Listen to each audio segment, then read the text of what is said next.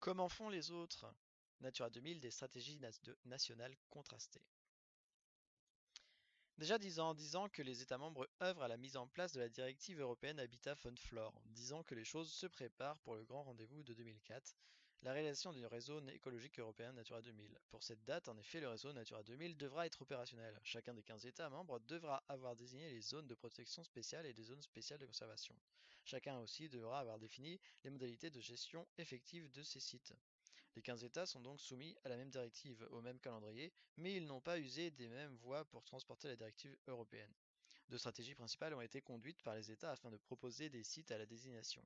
Soit les pays se sont appuyés sur leurs inventaires scientifiques obligatoires par la directive, soit ils ont désigné des aires déjà protégées, les deux positions ne comportant pas le même risque, loin s'en faut. Avec 95% d'aires déjà protégées, la Finlande est championne de cette deuxième catégorie. La France, quant à elle, changera de stratégie en cours de route. En 1995, les inventaires préexistants servent de référence aux responsables de la désignation des sites or. Dans le même temps, l'opposition au concept de réseau écologique s'est organisée autour des associations de chasseurs et de sylviculteurs.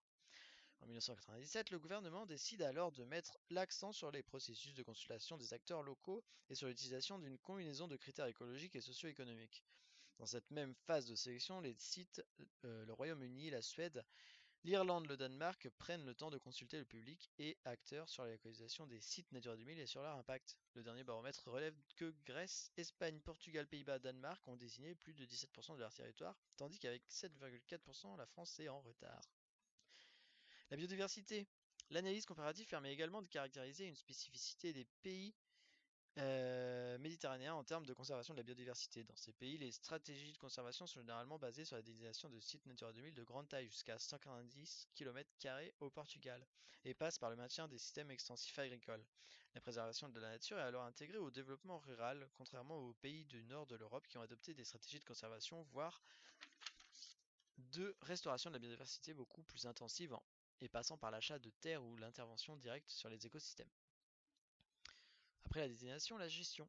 La deuxième phase de transposition de la directive Habitat impose aux États membres de préparer les modalités de gestion des sites désignés. Là encore, deux stratégies s'opposent qu'il convient de nuancer. La plupart des pays choisissent de mettre en œuvre une gestion type réglementaire, mise en place de permis, chasse, pêche, exploitation des ressources, d'interdictions diverses, circulation, achat du foncier. Cette gestion réglementaire s'exprime cependant à des degrés divers. Elle est soit très centralisée dans les États du nord de l'Europe, Danemark, Pays-Bas, Finlande, Luxembourg et Irlande, soit décentralisée régionalement, États fédéraux ou localement en Grèce, Italie, Portugal, Suède. Le Royaume-Uni et la France adoptent une stratégie basée sur une approche contractuelle et décentralisée de la gestion des sites Natura 2000. Les acteurs locaux, essentiellement usagers et propriétaires, se voient ainsi proposer des contrats volontaires et incitatifs, accompagnés de leur cahier des charges et des compensations financières correspondantes.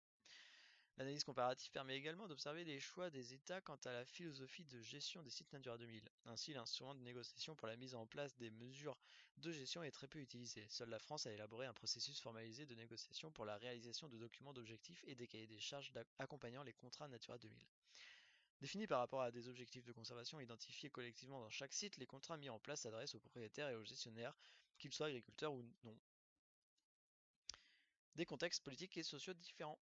Le passé environnementaliste d'un pays peut expliquer en partie le choix développé à l'égard du réseau Natura 2000. Il existe en effet une forte différenciation nord-sud. Les pays de l'Europe du Nord sont globalement plus sensibles aux problèmes environnementaux, notamment aux pollutions atmosphériques et de l'eau. Des politiques environnementalistes ont très tôt été mises en place. La création du ministère de l'Environnement y est plus précoce, 1971 au Danemark, et la pression sociale sur ces questions est plus forte. Il faut se souvenir que nous devons le concept de réseau écologique de la directive Habitat à des pays du Nord. Du fait de leur plus longue expérience de gestion des problèmes d'environnement, ces pays sont globalement plus en avance que ceux du Sud dans la mise en œuvre de la directive. Pour autant, ils n'ont pas mis en place ni plus systématiquement ni plus tôt des procédures de consultation du public et des acteurs locaux. Les pays du sud de l'Europe, eux, sont plus riches en termes de biodiversité, Espagne et Grèce notamment, mais les problèmes de développement leur apparaissent prioritaires sur les problèmes d'environnement, et ce d'autant que la demande de nature y est faible. Donc la procédure de délimitation et de gestion de la zone Natura 2000, ça passe par la désignation de SIC, de PSIC, de ZSC et de ZPS. Le préfet soumet un périmètre de délimitation, donc avec un avis au niveau des communes et des EPCI, et ensuite un arrêté ministériel de désignation du site avec la dénomination, la délimitation et les habitats et espèces. Ensuite, il y a une publication au journal officiel, la création du comité de pilotage, administration plus acteurs locaux, et un choix de l'opérateur technique, puis réalisation du DOCOB, ensuite validation par le préfet et le COPIL, mise en œuvre des actions, et à la fin, bilan annuel, évolution tous les 6 ans. Les acteurs, donc le ministre chargé de l'environnement, il délègue au préfet du département les missions suivantes, l'organisation du comité de pilotage, les crédits nécessaires pour la réalisation du DOCOB et le suivi du DOCOB. Le préfet et l'ADREAL ont pour mission la création du comité de pilotage, le choix de l'opérateur en accord avec le comité de pilotage, le responsable de la bonne marche de la concertation, et il approuve le document final. Le maître d'œuvre, c'est l'opérateur. Il est souvent des associations de protection de la nature ou de chasse, et il a les missions suivantes. Donc, il nomme le personnel scientifique. Il est responsable de la production du document d'objectif. Il est en charge des aspects financiers et administratifs du DOCOB. Un salarié de la structure est nommé chargé de mission coordinateur. Il a pour mission de suivre le dossier, de contacter les acteurs et de rechercher les informations, de rédiger les documents techniques et enfin d'animer les réunions du comité de pilotage et de faire des propositions. Le document d'objectif est la charte Natura 2000. C'est un document réalisé sous la responsabilité et le contrôle de l'État après concertation des acteurs locaux. Il a les caractéristiques suivantes. C'est un document de référence concernant l'inventaire patrimonial du site.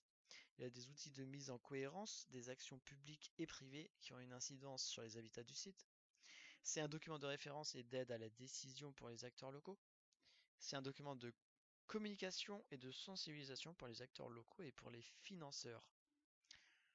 Ce document contient une charte Natura 2000 qui présente une liste d'engagements portant sur toute ou une partie du site et qui correspond à des pratiques de gestion durable et courantes des habitats. Ces engagements donnent lieu à des contrats Natura 2000, c'est-à-dire à l'engagement entre l'État et les propriétaires concernant les respects de l'achat. Les engagements donnent lieu à des aides financières, à des exonérations fiscales